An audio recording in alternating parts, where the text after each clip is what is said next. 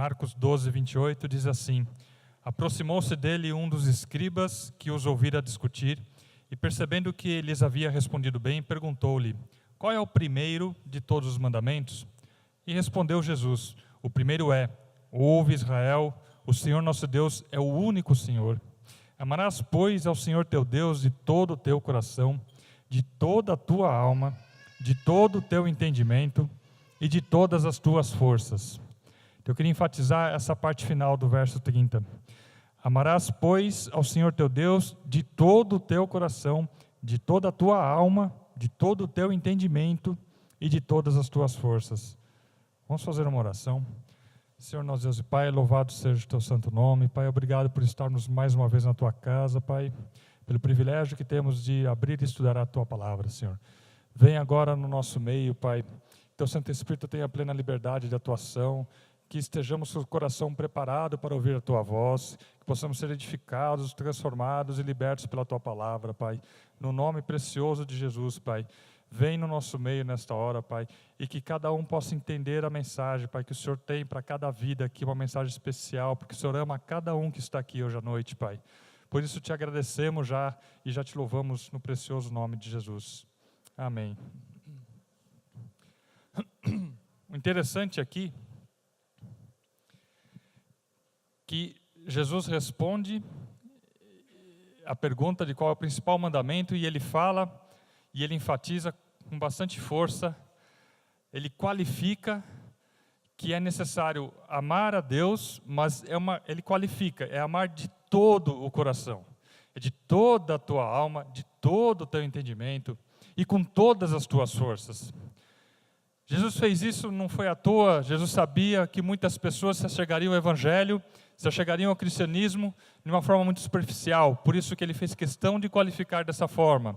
E a gente tem que tomar cuidado para a gente entender se nós não estamos na nossa jornada com Cristo, se nós não estamos também agindo muitas vezes de uma forma parcial, de uma forma superficial.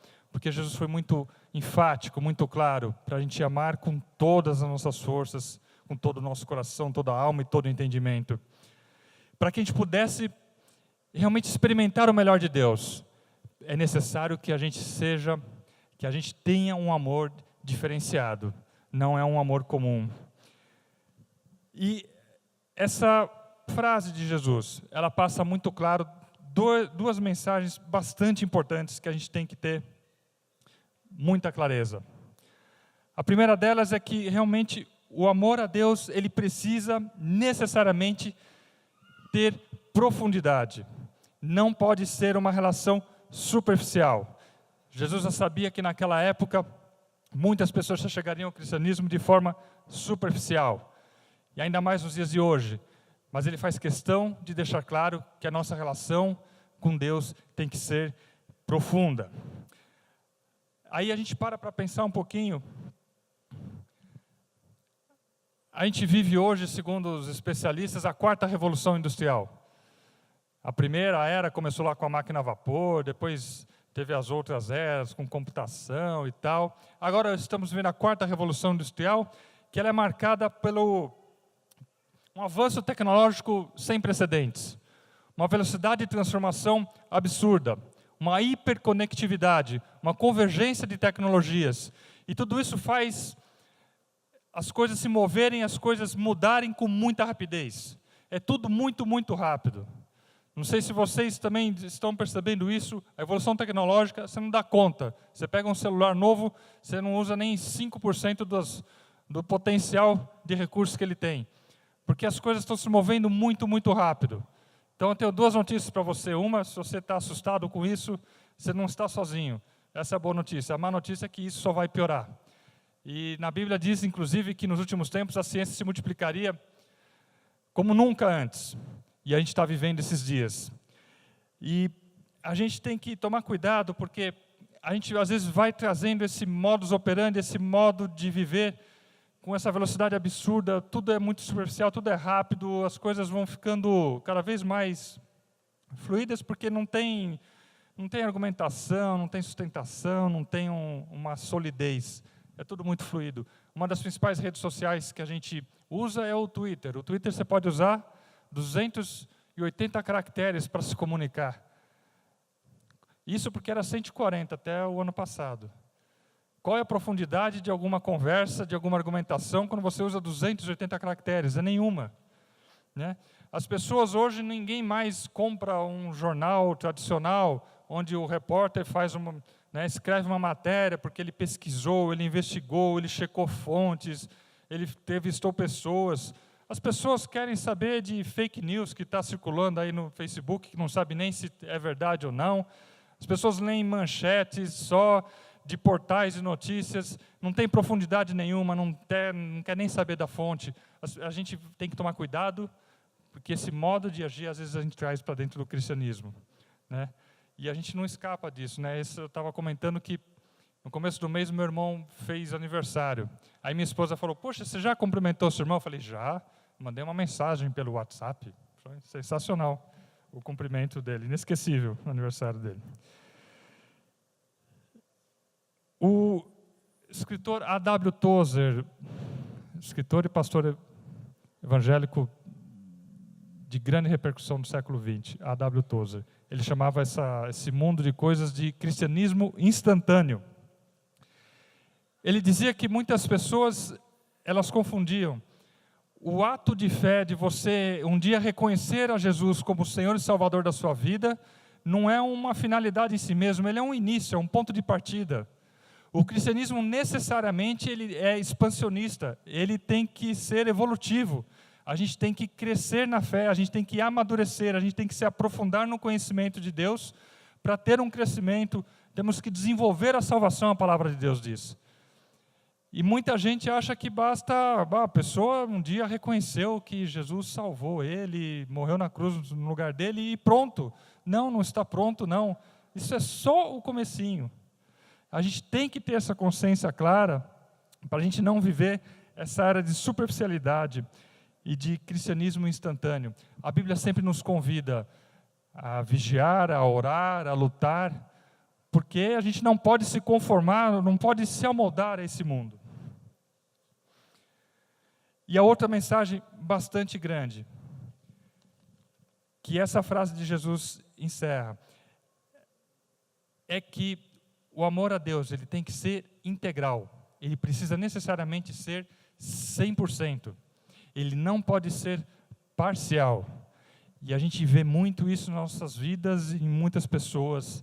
Um relacionamento com Deus de forma parcial. As pessoas, a pessoa vem aqui na igreja, faz cara de santo, louva a Deus, levanta a mão, dá oferta, tal, mas durante a semana como que é a vida dessa pessoa? Como que nós estamos nos relacionando no nosso trabalho, com os nossos amigos, no nosso happy hour, nos nossos relacionamentos? O relacionamento com Deus precisa necessariamente ser integral.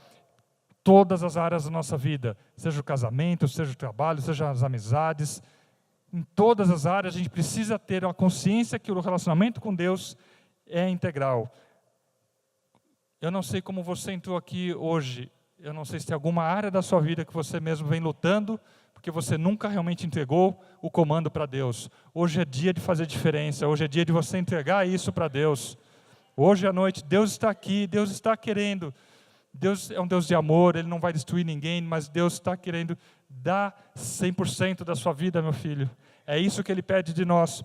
Em Efésios 3,19 diz assim: e conhecer o amor de Cristo que excede todo entendimento, para que sejais tomados de toda a plenitude de Deus. Temos que ser tomados dessa plenitude de Deus. Não dá para ser mais ou menos, não tem meio termo, não tem morno. Ou é ou não é, e se somos de Deus, se queremos seguir a Deus, se queremos ter uma vida diferente, a gente precisa caminhar e entregar todas as áreas da nossa vida para Deus.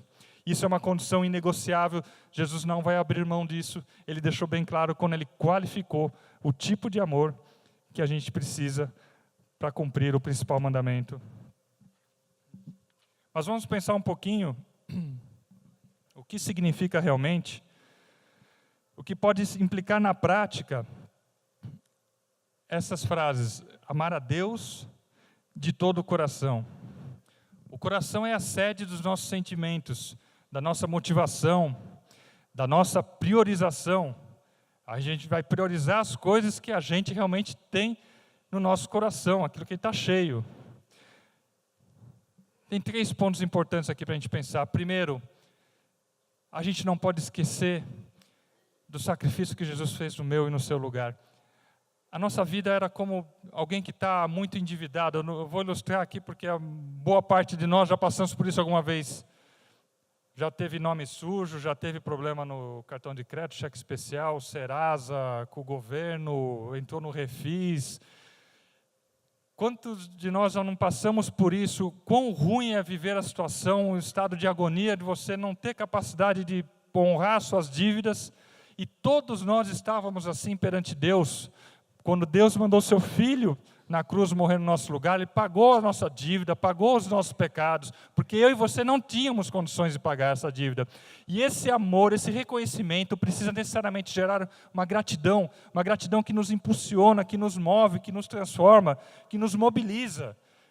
Não podemos ficar estagnados como cristãos. Não existe cristianismo estagnado, isso não é bíblico. Tem que ser um amor que mobiliza, tem que ser um amor que nos impulsiona. Não tem como a gente ser um cristão que vem aqui uma vez por semana na igreja, abre a Bíblia aqui, depois a próxima abertura de Bíblia vai ser de novo aqui, ou do aplicativo do celular agora. Não tem como ser um cristianismo desse jeito. Vai ser um cristianismo superficial, vai ser um cristianismo que vai estar sujeito a chuvas e trovoadas, qualquer nova doutrina, qualquer decepção vai abalar a nossa estrutura.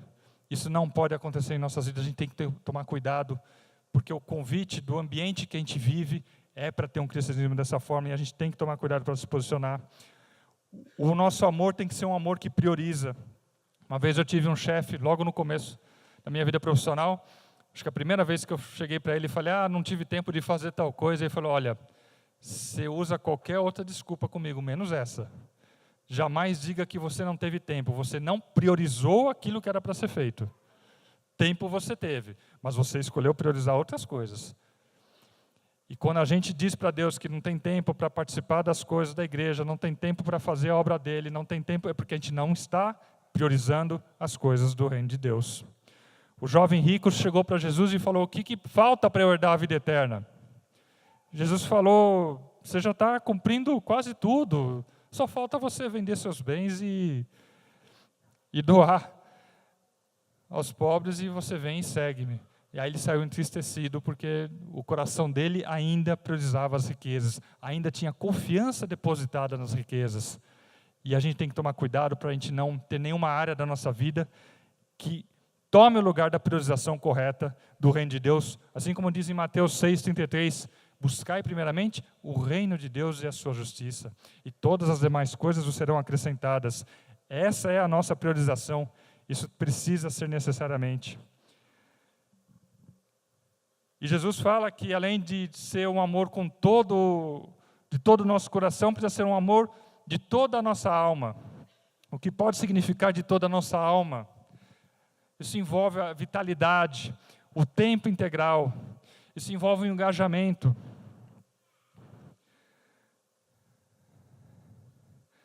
As pessoas de RH podem falar aqui quando fazem contratações, né? Você prefere aquele candidato morto que está assim, por que você está aqui? Preciso pagar minhas contas, né? Preciso arrumar um emprego, né? Diferente daquele que tem um brilho nos olhos, daquele que a gente chama que tem a faca nos dentes, aquele que está com energia alta, aquele que está pensando em ideias que podem ajudar a empresa, que podem colaborar de uma forma diferente. A gente tem que ser assim dentro da casa de Deus, a gente tem que ser assim dentro do reino de Deus. O amor que a gente tem que ter por Deus tem que ser um amor que nos engaja, que nos envolve, que faz a gente participar de tudo. Nada contra quem por acaso é funcionário público, mas a gente sabe que muitas empresas públicas são assim, né? O horário deu 5h45, é o horário de sair, a caneta cai da pessoa. Se o trabalho está no meio, se tem prazo para entregar, se é um processo importante que ele tem que analisar, não interessa, deu o horário dele, acabou.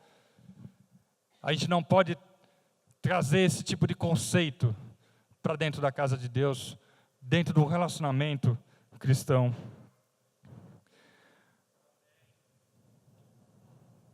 Deus sempre vai esperar o nosso melhor. Não interessa de que forma que a gente vai fazer. Recentemente a gente tinha contratado um rapaz lá no trabalho também que era 25, 26 anos, né? Boa formação, bom tecnicamente, talentoso, então estava indo bem, rapaz. Aí um dia precisamos passar um trabalho diferente para ele. A gente estava com dúvida se o sistema estava produzindo um dado correto, pedimos para ele fazer um monte de checagem. Tinha que é um trabalho braçal mesmo, tinha que pegar um monte de nota fiscal, fazer conta. Era um trabalho mais operacional, mas a gente precisava que fosse feito, tinha a sua importância, né? Aí o rapaz vira e fala assim, puxa, não foi para isso que eu fui contratado. Não era isso que eu pensava que eu ia fazer. Quer dizer, a gente fica escolhendo o trabalho. A gente não pode ficar escolhendo o trabalho dentro do reino de Deus, dentro da obra de Deus. O que aparecer para a gente faz com o nosso melhor. Essa é a orientação da palavra de Deus. Tem que ser como no primeiro amor. Todos nós um dia já passamos por isso. O dia que a gente reconheceu que Jesus realmente nos salvou. Isso gera em nós um amor, uma gratidão tão grande. Aí, normalmente todo mundo já conhece esse tipo de postura. A pessoa vem, chega na igreja, aí o pastor fala, vai ter agora o culto da madrugada no monte, de sexta para sábado, 4 horas da manhã, ele é o primeiro a levantar para ir lá. A sábado precisa vir limpar a igreja, porque vai ter não sei o quê, ele é o primeiro a se voluntariar, participa de tudo, está engajado. Tá. Aí se passa alguns anos, o irmãozinho já está aqui sentado de domingo em domingo, não participa de mais ministério nenhum.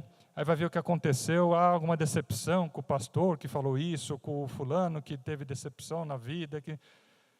O que é que acontece com a gente que a gente não consegue reproduzir essa postura, esse ato do primeiro amor ao longo de toda a jornada? Tem que ser um primeiro amor que vai melhorando, só vai aumentando. Não pode ser um amor decrescente por Deus. Não existe isso, a gente tem que desenvolver, a gente tem que amadurecer e crescer. A falta de profundidade muitas vezes faz isso. Né? A pessoa fala, mas eu me decepcionei porque o fulano de tal falou tal coisa, então aí eu fiquei chateado, então fiquei triste. Uma pessoa não tem profundidade de conhecimento da palavra de Deus, isso pode acontecer. Ela não sabe que temos que olhar para Jesus, que é o autor e consumador da nossa fé.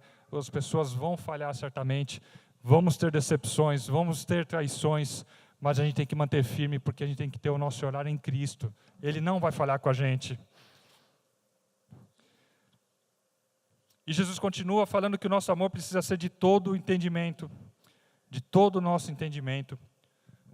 Tem que ser com toda a nossa inteligência, com todo o nosso intelecto, com tudo que a gente consegue compreender, racionalizar, temos que amar a Deus também com isso, dessa forma. E aqui o fundamental é a gente conhecer a Deus. Quanto mais a gente conhece, quanto mais a gente aprofunda no conhecimento de Deus, do seu caráter, dos seus valores, da sua essência, mais nós vamos naturalmente amar a Deus. O que a gente não pode é ficar estagnado, a gente precisa se dedicar nesse conhecimento. Eu lembro que uma vez que eu visitei, meu pai às vezes me levava junto, quando eu era moleque, para visitar alguns clientes, e vira e mexe também ele falava do amor de Deus nessas visitas, mas enfim, um dia ele encontrou com um cliente, já faz tempo que eu era criança, então não tinha internet, não tinha TV a cabo, eram outros tempos.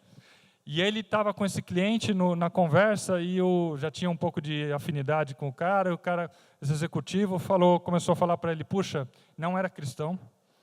Ele falou, puxa, Mário, sabe o que me aconteceu outro dia? Eu estava visitando, eu estava fora da minha cidade, estava num hotel, longe da família.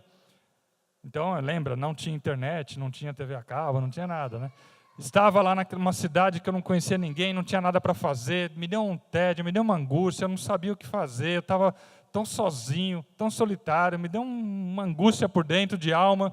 Eu abri a gaveta do criado mudo da cama daquele quarto de hotel e tinha um Novo Testamento. Ali eu comecei a ler, era a única coisa que tinha para fazer. Aí ele disse que começou a ler o Novo Testamento, começou a sentir uma paz que ele não sabe explicar, e aí não queria parar mais de ler, e aquilo invadiu o coração dele, ele falou, não sei explicar o que aconteceu comigo, mas aquilo mudou a minha vida. A pessoa não conhecia, não tinha entendimento do Evangelho, não conhecia Deus, o contato com a palavra de Deus mudou a vida dele, né? Porque ele começou a conhecer um pouco mais de Deus. Provérbios 2, dos versos 4 e 5, diz que a gente precisa buscar o conhecimento de Deus como se nós estivéssemos à procura de um tesouro escondido. Né? Quem já fez aqui um caça ao tesouro, Você vai lá atrás de pistas para chegar num tesouro. Você se aplica naquele conhecimento, naquela pista, para entender o que quer dizer para ir para a próxima pista. Esse tem que ser tem muita riqueza escondida na palavra de Deus. Deus se faz revelar pela palavra dele, mas a gente precisa se aplicar a conhecer, precisa meditar, levar tempo. Ler a palavra é um exercício diário. Isso certamente vai levar a gente a conhecer riquezas e tesouros, ter experiências novas com Deus que a gente não está tendo. Jesus precisa ser necessariamente a única resposta. Tem um testemunho do C.S. Lewis, um grande autor das Crônicas de Nárnia, que foi também um dos maiores pensadores cristãos do século XX, C.S. Lewis. No começo da vida dele, ele era um ateu convicto. E ele gostava de discutir, de argumentar, de racionalizar a sua posição. E aí, conforme foi caminhando, quando tinha algum debate com algum cristão, ele começou a estudar a Bíblia para poder debater contra os cristãos. E aí ele foi percebendo que o ateísmo não tinha as respostas para a vida dele. As dúvidas mais angustiantes do seu ser, ele não encontrava a resposta no ateísmo. Ele foi vendo que só o cristianismo tinha essas respostas. Ele foi percebendo que o ser humano ele tem uma necessidade, ele tem um vazio existencial, que é só Deus que pode suprir. Não tem nada terreno, não tem prazer nesse mundo, não tem drogas, não tem sexo, não tem dinheiro que pode suprir essa angústia do ser humano, porque isso foi Deus que colocou no nosso coração. Deus nos preparou para a eternidade, para morarmos eternamente com Ele. A gente que fica fugindo. E esse sentimento, essa sede, é só Deus que pode saciar. Não é filosofia humana nenhuma, não é bem terreno nenhum que vai suprir isso. E ele foi se convencendo disso e simplesmente virou um dos maiores pensadores cristãos do século XX. Esse vazio de alma, só Deus pode suprir. É por isso que um dia Pedro falou para Jesus, quando Jesus viu que alguns seguidores estavam se afastando, perguntou para os discípulos mais próximos dele, vocês querem fazer, vocês querem também me largar? E Pedro também já era rápido no gatilho, já foi respondendo, meu Deus, meu mestre, para quem iremos nós? Só tu tens as palavras de vida eterna. Né? Ninguém mais vai ter isso. A gente tem que seguir, é você mesmo, mestre, não tem outra opção. De todo o nosso entendimento precisa ser realmente a melhor decisão em nossas vidas. A decisão mais inteligente é realmente seguir a Deus. É o projeto de vida mais fascinante, não se engane. A gente vive um contexto no Brasil, socialmente, a gente teve uma multiplicação nos últimos 30 anos para cá, multiplicação de igrejas cristãs com pastores que exploravam as pessoas, ou que ainda exploram. Muita gente humilde sendo realmente enganada. E aí é chamado de cristianismo, isso é chamado de evangélico. E aí isso vai tomando uma conotação que a gente acha que, puxa, o evangélico é um cara alienado, porque é o cara que é enganado lá pelo pastor. Não se deixe enganar. O fato de ter essas igrejas com pessoas que estão levando para o mau caminho, que estão usando falsas doutrinas, que não estão se atendo à palavra de Deus, isso não invalida a palavra de Deus como ela é, não invalida a certeza que a gente tem no coração, não invalida que o projeto mais fascinante de vida, a decisão mais inteligente das nossas vidas é realmente seguir a Jesus. Que a gente possa ter isso bem claro. E a gente precisa não só seguir com toda a nossa inteligência, colocar os nossos dons à disposição do reino de Deus. Então, não sei qual é a área que você atua, qual a sua especialidade, mas alguma coisa que você sabe fazer, coloque à disposição da obra de Deus. Né? Se o advogado tem que fazer defender uma causa pro bono, é o médico que vai se aliar ao Sem Fronteiras, é o administrador que vai ensinar alguma coisa a gente pode fazer. Se você não sabe como, pergunte para um dos pastores, ele vai te envolver em algum ministério. A gente precisa trabalhar na obra. O cristianismo não é estagnado, ele requer mobilização, ele requer movimento. E termina Jesus falando que o nosso amor precisa ser com toda a nossa força. Não basta ser com todo o nosso coração, com toda a nossa alma, com todo o nosso entendimento, mas também é com toda a nossa força. Aqui é toda a nossa vontade, o nosso esforço. O que é que realmente nos motiva, né? Eu parei para pensar um pouquinho, eu gosto muito de futebol, né? O que eu já fiz na minha vida por causa de futebol, né? Já joguei bola, levantei cedo, já fiz... A turma jogava toda sexta-feira, teve uma sexta-feira que caía no dia 25 de dezembro, a gente fez abrir a quadra, jogamos no dia 25 de dezembro, pleno Natal. Já fui para o Rio de Janeiro só para conhecer o Maracanã. Mês passado eu fui ver meu time jogar em outra cidade, eu não vou nem falar meu time, para vocês não rirem de mim. Já fiz isso várias vezes, e faço com o maior prazer, faço feliz, faço alegre. Como que é a nossa postura na obra de Deus?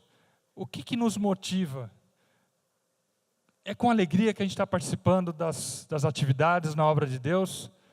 A gente tem uma motivação que vem de dentro, que a gente não pensa, não mede esforços, distância, dinheiro, cansaço? Ou será que, puxa, o pastor marcou o culto quinta-feira e não sabe que eu trabalho a semana inteira? Será que é essa a nossa postura? Ah, marcou de sábado à tarde, mas como? Sábado à tarde é o único dia que eu posso fazer isso, fazer aquilo. Isso não pode ser um fardo, se é algo que nos motiva, se é algo que envolve um amor genuíno, isso não é um fardo, isso é uma priorização, isso a gente faz com prazer.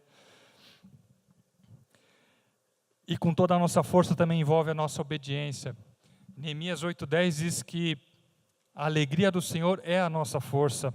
Ora, nós podemos alegrar a Deus com a nossa obediência. O pai se alegra quando o filho obedece, e isso nos fortalece, isso gira um ciclo virtuoso de alegria e de força. E que a gente possa nos dedicar, é lógico que a gente tem falhas, é lógico que a gente vai tropeçar, mas que a gente possa se dedicar genuinamente, a realmente ter uma força interior, que saia de dentro, que saia com sinceridade do nosso coração, sinceridade de alma, dedicar na obra, para ter obediência ao Pai.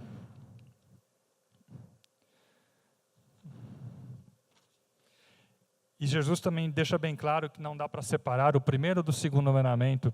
E na realidade você pode medir se a pessoa está seguindo o primeiro mandamento pelo segundo, que é amarás o próximo como a ti mesmo.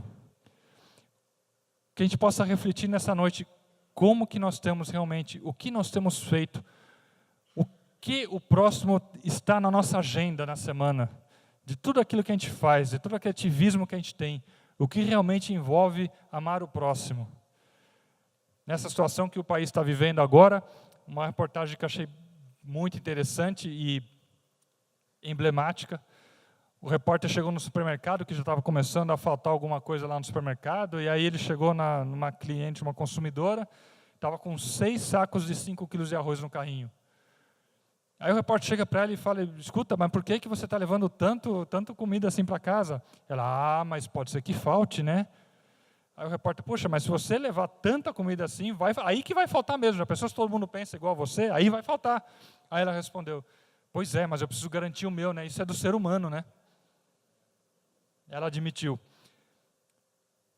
Como será que está sendo a nossa postura e as nossas ações na direção realmente de amar o próximo? Quando a gente não está amando a Deus com toda a nossa força, com todo o nosso sentimento, com profundidade, com integralidade, a gente vai ficar como naquela parábola do semeador, onde as sementes caíram em solo rochoso, não tinha raiz, não tinha espaço para se enraizar, para dar consistência, para dar sustentabilidade, e aí foi sufocado.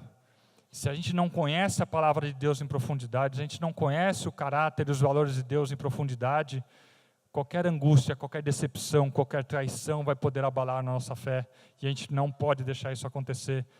Ou então, a semente pode cair no meio dos espinhos, onde os atrativos do mundo sufocam. Aquilo que a W. Tozer falou sobre reconhecer Jesus como Salvador é um passo inicial. Depois disso tem uma longa jornada. Uma jornada não é fácil, mas é uma jornada que vale a pena. No nome de Jesus. E se a gente não tem essa profundidade, essa integralidade no nosso amor a Deus, a nossa semente pode cair entre os espinhos ou no solo rochoso. Que a gente possa declarar para o Senhor aqui hoje que a gente quer realmente ter um amor integral, um amor 100%, um amor em todas as áreas da nossa vida, para que a nossa semente caia em solo fértil, para que cresça, germine, para que frutifique, para que dê frutos, para que se multiplique, para que a gente consiga expandir o nosso amor para outras pessoas, alcançando outras vidas.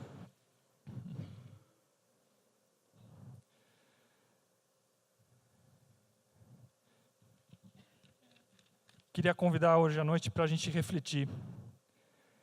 Se a gente quer realmente experimentar mais de Deus, se a gente quer sair da papinha para ir para o alimento sólido, se a gente quer amadurecer no Evangelho, se a gente quer crescer, se a gente quer se desenvolver, que a gente possa se posicionar perante Deus hoje à noite. Se a gente está realmente amando a Deus com todas as forças, de toda a alma, de todo entendimento, de todo o coração. Se tem alguma área da nossa vida, se a nossa relação com Deus está parcial, que a gente possa declarar isso hoje para Deus, pedir forças para Ele. Que a gente possa realmente traduzir no amor ao próximo o nosso amor a Deus, que é um amor genuíno. Isso possa traduzir em ações concretas, práticas. Eu gostaria até de ler rapidamente agora em Efésios 4, versículo 11 a 16. Efésios 4, a partir do verso 11. Que diz assim... Efésios 4, 11. E Ele mesmo concedeu uns para apóstolos, outros para profetas, outros para evangelistas e outros para pastores e mestres, com vistas ao aperfeiçoamento dos santos para o desempenho do seu serviço, para a edificação do corpo de Cristo, até que todos cheguemos à unidade da fé e do pleno conhecimento do Filho de Deus, à perfeita varonilidade, à medida da estatura da plenitude de Cristo, para que não mais sejamos como meninos, agitados de um lado para outro e levados ao redor por todo o vento de doutrina, pela artimanha dos homens, pela astúcia com que induzem ao erro, mas seguindo a verdade em amor, cresçamos em tudo naquele que é a cabeça, Cristo, de quem todo o corpo bem ajustado e consolidado pelo auxílio de toda a junta, segundo a justa cooperação de cada parte, efetua o seu próprio aumento para a edificação de si mesmo em amor. Se estamos amando a Deus, esse amor tem que necessariamente se refletir no amor ao próximo, no sentido de grupo, no sentido de coletivo, no sentido de igreja. É por isso que a noiva de Cristo é a igreja, não é uma pessoa individual, é a igreja. Nós temos que transbordar esse amor e isso tem que fazer sentido, isso tem que se refletir no nosso relacionamento como igreja, com o nosso próximo. Todos aqueles que passam pela nossa vida, nós somos responsáveis sim por eles. Um dia Deus vai perguntar o que nós fizemos nos nossos relacionamentos. As pessoas que cruzam com você no seu trabalho, que cruzam com você na academia, na aula de inglês, na escola, na faculdade, na sua família. Nós somos sim responsáveis, a gente precisa necessariamente ter um amor a Deus diferenciado, para que a gente transborde realmente o amor de Deus, isso alcance essas vidas, isso faça diferença para essas vidas. Que a gente possa se posicionar essa noite. Eu queria orar, eu queria me posicionar diante de Deus. Quem quiser se posicionar diante de Deus, dizendo, Deus, eu preciso ter um amor integral, eu preciso ter um amor 100%, eu preciso ter um amor com mais profundidade, eu preciso te buscar com mais vontade, eu preciso te buscar com mais frequência, eu preciso conhecer mais da tua palavra, dos teus valores, da tua essência, que isso vai me proporcionar riquezas, vai proporcionar experiências diferentes. Deus tem algo a mais para a nossa vida, não é só isso que nós estamos vivendo. Deus tem algo a mais para a sua vida, meu irmão, tem algo melhor para você. Precisamos nos dedicar a conhecer o que Ele tem para nós. Amém? Quem quiser se posicionar diante de Deus, fique em pé nessa hora, vamos fazer uma oração. Senhor nosso Deus e Pai, louvado seja o Teu santo nome, Pai. Queremos declarar nesta hora, Pai, que somos falhos, Pai, e necessitamos necessariamente da Tua graça, do Teu amor para nossas vidas, da Tua força, Pai, para continuar a caminhada, a jornada, Pai. Queremos declarar com sinceridade, Pai, que muitas vezes não temos nos dedicado 100% na Tua obra, 100% de forma integral, de forma profunda, com frequência. Queremos conhecer mais a Ti, Pai. Revela-te a nós, Pai, nesta hora, em nome de Jesus. Que o Teu Santo Espírito possa trabalhar cada coração, cada necessidade, cada situação de vida nesta hora. Vem, Senhor, em nosso favor nesta hora, porque precisamos do Teu favor, do Teu amor, Pai.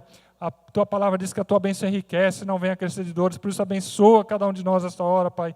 Queremos andar, Pai, em conformidade com a Tua palavra. Queremos Te amar de uma forma mais qualificada, diferente. Queremos crescer e amadurecer na fé, Pai. Ajuda-nos para tanto, Pai. E que isso possa se refletir em eu ajudando meus irmãos, Pai. No nome precioso de Jesus, Pai, que Te pedimos e Te agradecemos. Amém.